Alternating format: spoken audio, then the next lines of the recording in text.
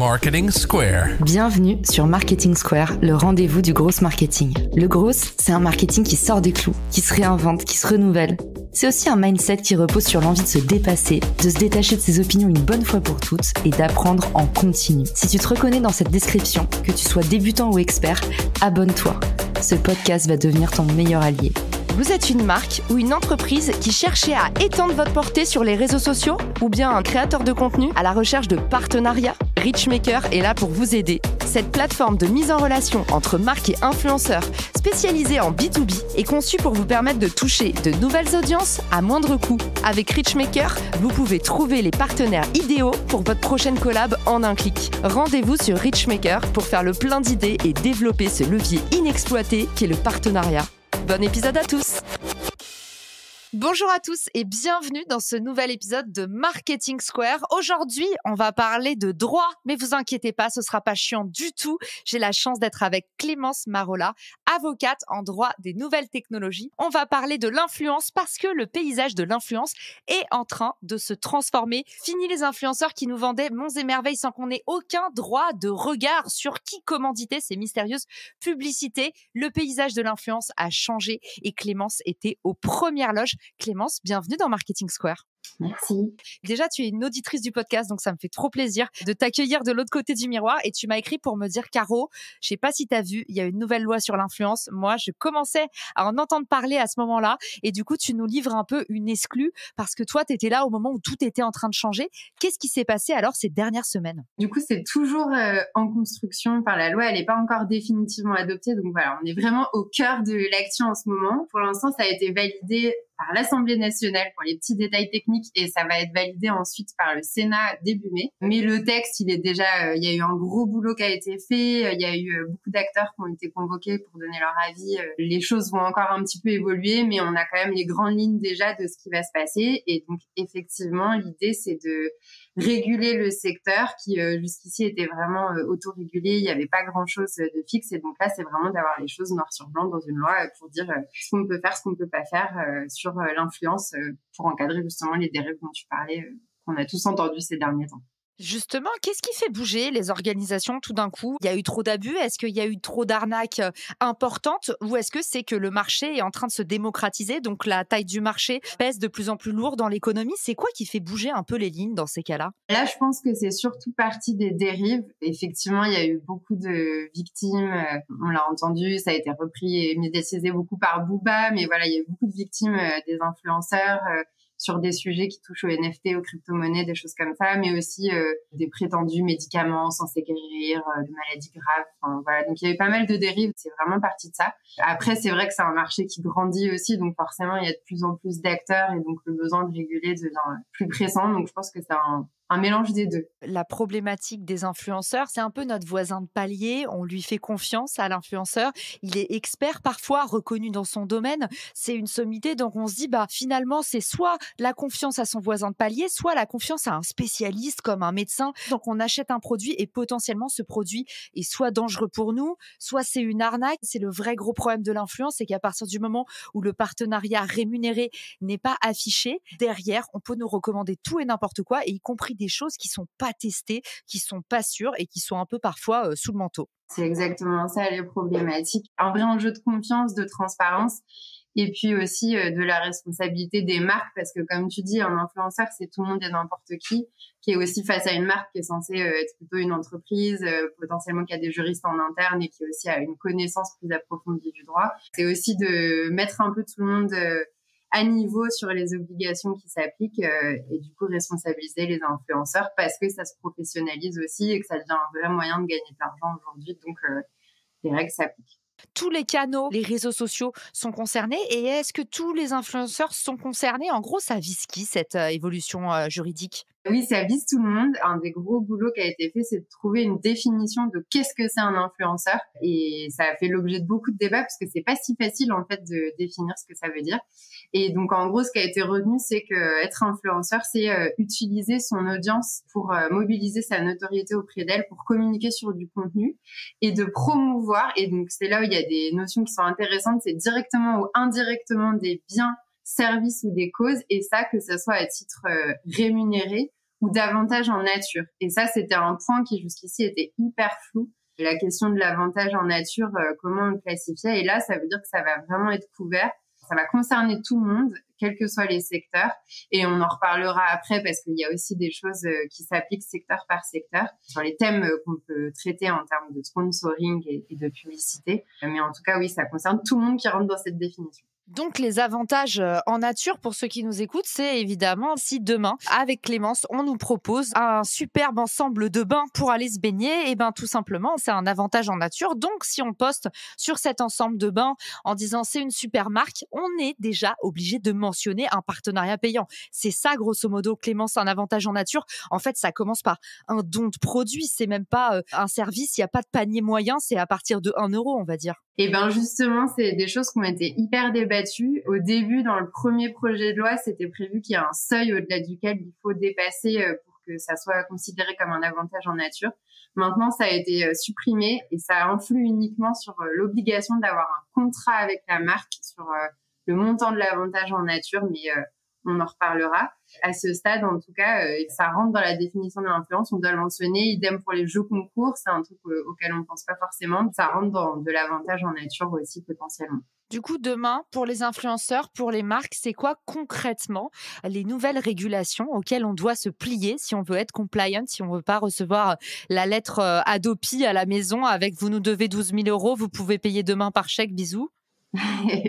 Comme tu l'as dit, la première grosse obligation et qui va être visible, c'est de mentionner qu'il y a un partenariat. Et donc là-dessus, ça va aussi un peu évoluer sur préciser exactement comment il faut le faire. Donc aujourd'hui, il y a déjà des lignes directrices. On sait qu'il faut écrire les choses clairement avec le sponsoring, partenariat rémunéré, et des choses qui seraient plus light et plus détournées ne seraient pas suffisantes. Il faut mettre partenariat rémunéré. C'est quoi la sémantique? Parce qu'aujourd'hui, quand tu dis sponsoring, c'est lourd comme mot, quoi. Il y a des façons plus jolies de dire en collaboration avec, vous est proposé par. Est-ce qu'on pourra encore utiliser des formulations plus souples, plus romantiques, ou est-ce qu'il faudra vraiment aller dans le détail avec des mots très corpaux comme ça? C'est des réponses qu'on attend encore parce que ça va être fait après la loi, du coup, par décret. Mais c'est vrai que l'idée globale de tout ça, c'est quand même d'être le plus transparent possible. Donc, c'est vrai que toutes les formulations un peu détournées, elles vont probablement être à éviter. Et sachant aussi que la loi, elle prévoit, et là-dessus, c'est pas extrêmement clair, donc on attend les précisions par décret, que sur la photo ou la vidéo en tant que telle, il faudra aussi indiquer la mention du partenariat. Donc ça, c'est vrai que pour LinkedIn, c'est peut-être un peu plus difficile de voir comment ça s'applique, mais sur d'autres types de réseaux sociaux où c'est vraiment les photos et les vidéos qui sont mises en avant, il faudra que ça soit a priori indiqué directement sur le contenu. Donc, ça va devenir en fait un énorme fil publicitaire. Ça va dénaturer complètement les beaux visuels un peu aspirationnels qui donnent justement un peu envie d'acheter le produit parce que c'est en situation. C'est vrai qu'on ne sait pas exactement comment ça va être. Après, les plateformes, a priori, vont quand même développer des fonctionnalités qui vont permettre d'identifier les contenus sponsorisés. Après, à voir quelle influence ça aura sur la visibilité du contenu. Ça, c'est ta partie. C'est vrai que les choses vont changer dans le paysage des posts qu'on verra sur les réseaux sociaux dans les mois à venir. Hyper intéressant. Alors du coup, tu nous dis, on va devoir changer notre verbe, on va devoir être plus explicite. C'est vrai que sur TikTok, il y a eu notamment des gros abus. Ils mettaient juste un hashtag partenaire. Sur LinkedIn, on a vu aussi souvent, c'était pas du tout dit. Alors que ce qui est dommage, c'est que les influenceurs, c'est ceux qui font exister le partenariat de façon claire, qui disent, on travaille ensemble, je suis ambassadeur. C'est là où l'influenceur, il mouille un peu le maillot. C'est là où la confiance, elle se transfère. Et puis justement, les gens voient que on n'essaye pas de les entourlouper, ils sont pas dupes. Déjà, quand c'est fait avec naturel, c'est toujours beaucoup plus élégant. Tu l'as très bien dit, les outils intègrent maintenant justement ce type de partenariat. Sur Instagram, c'est déjà le cas. Tu peux mettre partenariat avec. Et puis sur LinkedIn, je vous mettrai dans les liens de l'épisode la newsletter LinkedIn Facile où je montre à quoi ça va ressembler. Mais sur LinkedIn, c'est pareil. Ils sont en train d'implémenter en bêta une version où tu pourras dire que tu collabores sur tel poste avec une page entreprise, par exemple. De toute façon, ils vont devoir faire en sorte que les influenceurs restent sur la plateforme parce que c'est quand même les créateurs qui donnent aussi à manger aux réseaux sociaux. Donc, c'est un peu la guerre à qui aura les meilleurs créateurs et qui permettra le mieux aux créateurs de monétiser. Donc, peut-être, on n'en est pas encore à nos tendances et à notre boule de cristal, Clémence, mais c'est pour bientôt. Les marques, en fait, ça va changer un peu le paradigme. Et au final, le futur de l'influence, ça va être beaucoup moins des marques qui vont payer du placement produit, mais peut-être plus les plateformes qui vont payer des créateurs pour créer des contenus originaux ou bien des audiences en direct comme sur Substack qui vont payer pour avoir accès à des contenus payants, une petite somme par mois. Et à l'échelle d'une grosse audience, ça va devenir rentable. En tout cas, hyper intéressant ce que tu nous dis là. Est-ce qu'il y a encore d'autres choses qui vont changer pour nous dans les semaines et mois à venir dans notre façon de faire? Oui, c'est sur la conclusion des contrats. Donc là-dessus, pareil, les choses vont peut-être encore un petit peu bouger, mais en gros, ce qui va se passer, c'est que ça sera maintenant obligatoire de conclure un contrat entre l'influenceur et la marque ou l'agence, selon les cas. Et donc ça, pour le coup, ça sera soumis à un seuil minimum. Donc si on dépasse ce seuil, on sera obligé d'avoir le contrat. Si on est en dessous, on ne sera pas obligé. Ça, c'est aussi fait pour protéger les influenceurs parce que la loi, elle encadre le contenu du contrat. Donc c'est à la fois une contrainte, mais en même temps, c'est protecteur parce que du coup, les choses devront être écrites noir sur blanc. Qui fait quoi, quel est le montant de la rémunération, quels sont les droits, notamment sur la propriété intellectuelle sur le contenu. Et aussi là-dessus de soumettre les contrats au droit français pour éviter un peu les dérives des influenceurs qui partent à l'étranger et qui feraient un petit peu n'importe quoi sur le territoire français depuis l'étranger. Est-ce qu'il y a quelque chose pour protéger les marques? Qu'est-ce qui se passe quand ton ambassadeur avec lequel tu travailles depuis 4 ans, tout d'un coup, il part un peu en vrille et en fait, tu as signé un contrat à des milliers de dollars ou potentiellement juste t'es une petite marque et tu tombes sur quelqu'un qui est malhonnête. Qu'est-ce qui est fait pour protéger les marques des influenceurs véreux? Parce que ça peut arriver aussi.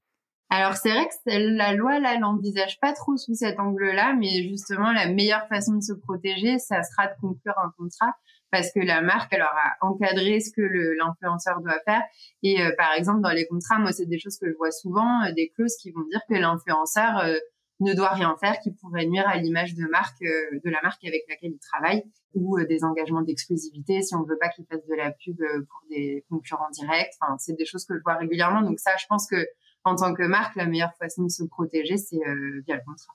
Ok, très bien. Donc, on devra annoncer un partenariat rémunéré. Est-ce qu'on est obligé de détailler ce qu'on a reçu? C'est-à-dire, si c'est un partenariat rémunéré, est-ce qu'il faudra expliquer que tu as reçu le produit à tester gratuitement? Est-ce qu'il faut rentrer dans cette échelle de détail? Ils n'ont pas statué encore? Comment ça se passe? Pour l'instant, là-dessus, c'est pas prévu de devoir rentrer dans l'échelle de détail. À mon avis, ça va pas aller jusqu'à ce niveau-là. Le simple fait de dire que c'est un partenariat rémunéré, ce sera suffisant. Mais c'est vrai que ça va être précisé par décret, donc ça pourrait bouger là-dessus. Est-ce qu'il y a encore d'autres petites choses que tu as entendues dans les couloirs de l'Assemblée nationale que tu peux nous livrer aujourd'hui? Oui, alors l'autre point qui est assez fondamental et qui va justement limiter les dérives, c'est sur le contenu. En fait, la loi, elle va venir bien rappeler que tout ce qui est contenu publicitaire qui concerne des secteurs un peu sensibles, genre l'alcool, les médicaments, la chirurgie esthétique, tout ce qui est investissement financier, la crypto, j'en ai parlé tout à l'heure. Tout ça, il y a des règles qui vont s'appliquer pour encadrer les communications qui seront faites là-dessus. Ça va être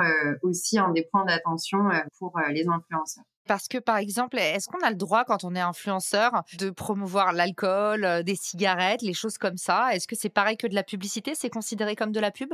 Justement, c'est ça. La loi vient rappeler que c'est assimilé à de la publicité, donc c'est les mêmes règles qui s'appliquent. En gros, pour le tabac, c'est interdit de manière pure et simple. L'alcool, il y a quelques exceptions, ça dépend du public.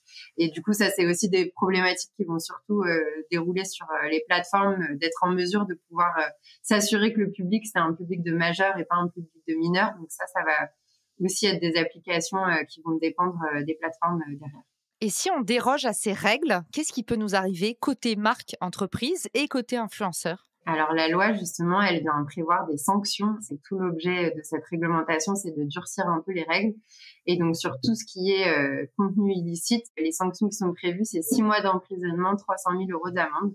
Donc l'idée, c'est d'être dissuasif. C'est ce que j'ai vu aussi. Et alors du coup, la question qu'on se pose, c'est ça arrive comment, Clémence? Est-ce que c'est comme un contrôle fiscal? Est-ce qu'il faut quelqu'un qui nous balance? Est-ce qu'en fait, il y a une autorité de régulation qui sait tout, qui voit tout? Est-ce que ça peut être rétroactif, genre 2 ans après? Comment ça se passe? Ça arrive quand? Sous quelle forme? Oui, alors c'est une autorité qui est en charge de ça qui s'appelle la DGCCRF. Ça, le ministre de l'économie, Bruno Le Maire, il a annoncé qu'il allait vraiment dédier une brigade dédiée aux influenceurs de 15 personnes. Donc ça, c'est une des mesures phares pour s'assurer qu'il y aura les moyens justement de mettre en œuvre cette loi. Concrètement, la DGCCRF, elle fait des contrôles. Elle en a déjà fait d'ailleurs ces derniers mois auprès des influenceurs. Et quand elle constate qu'il y a des choses qui vont pas, elle vous envoie un courrier en général où elle vous donne un délai pour remettre en conformité si c'est possible. Et ensuite, ils ont la possibilité de décider de mettre une peine d'amende à l'influenceur.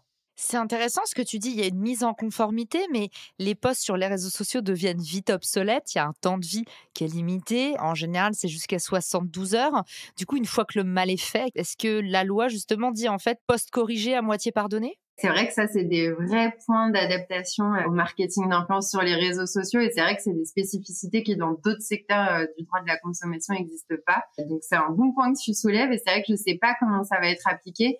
Parce que c'est vrai qu'on ne pourra pas forcément revenir en arrière. Donc, peut-être que la règle, ça sera effectivement de mettre une alerte en disant « Attention, ça, ce que vous avez fait, c'est pas bien. Si vous recommencez, je vais vous sanctionner. » Ou alors d'être beaucoup plus sévère et de sanctionner au premier manquement. C'est vrai que ça sera à suivre. Comment est-ce que c'est fait ? Ok, parce que là, on a parlé de la peine maximale, mais les petites peines, ça va ressembler à quoi ? Par exemple, si on n'a pas cité le partenariat rémunéré quand on a reçu un maillot de bain gratuit, ça ressemble à quoi la peine ? Est-ce qu'ils en ont parlé ? Ils en ont parlé. A priori, ça serait 4 500 € d'amende là-dessus. Donc, une amende moins élevée, même si elle est aussi dissuasive parce qu'elle est censée s'appliquer poste par poste. Donc, ça peut quand même vite chiffrer. Bah, ça fait cher le maillot de bain, Clémence, hein ? Ouais, ça fait cher le maillot de bain, c'est clair. Bon, après, c'est des maximums, comme tu dis. Donc, faudra voir en pratique. Ça va vraiment être une volonté de taper fort ou pas, de donner l'exemple. Enfin, ça, c'est vrai qu'on ne peut pas prédire à l'avance comment est-ce que les autorités, elles vont s'en saisir. Mais en tout cas, il y aura un pouvoir de sanction qui sera vraiment renforcé. A priori, il y aura aussi possibilité de prononcer des mesures, ce qu'on appelle d'astreinte, où en gros, ça veut dire qu'on te met une amende qui court, par exemple, chaque jour tant que tu t'es pas remis en conformité. Et aussi, on parle de avoir des peines d'interdiction d'exercer la profession d'influenceur. Et justement, la question qui tue, mais on ne peut pas se quitter sans, est-ce qu'on a une date ? Ça va être mis en application quand ? À partir de quand on a une peine d'emprisonnement au-dessus de la tête si jamais on ne fait pas les choses bien ? Alors, j'ai pas la date exacte, mais en gros, le Sénat va se prononcer normalement le 9 et 10 mai, très exactement. Ensuite, ça va dépendre s'ils sont d'accord avec ce qui a été fait avec l'Assemblée nationale ou pas. Mais si ça s'arrête là, normalement, ça peut ensuite être adopté très rapidement et il manquera plus que les décrets pour appliquer les choses. Potentiellement, ça sera au plus tard d'ici septembre, on va dire. Donc, à partir de septembre, à la rentrée, il faudra montrer patte blanche. Merci Clémence de nous avoir documenté toutes ces actualités et dis-nous vite où est-ce qu'on peut te retrouver, te poser des questions, prendre rendez-vous avec toi si on a des problématiques liées à tout ce qui se passe en ligne, si j'ai bien compris. Sur ma page LinkedIn, il y a mon lien de réservation directement grâce à tes conseils de tes différents podcasts. Merci Clémence, c'est génial. Tu es passée à l'action. En tout cas, je le mettrai aussi dans les ressources de l'épisode. Ça fait toujours un clic en moins. C'est fin, ça se mange sans fin. Et puis surtout, j'invite tout le monde à aller t'envoyer de la force sur LinkedIn parce que tu te lances à ton compte et on sait tous à quel point c'est difficile. Merci Clémence d'avoir été avec nous et merci à tous. À bientôt dans un nouvel épisode. Ciao! Si cet épisode te plaît, tu peux le partager en me taguant ou lui laisser 5 étoiles sur Apple Podcasts. Marketing Square.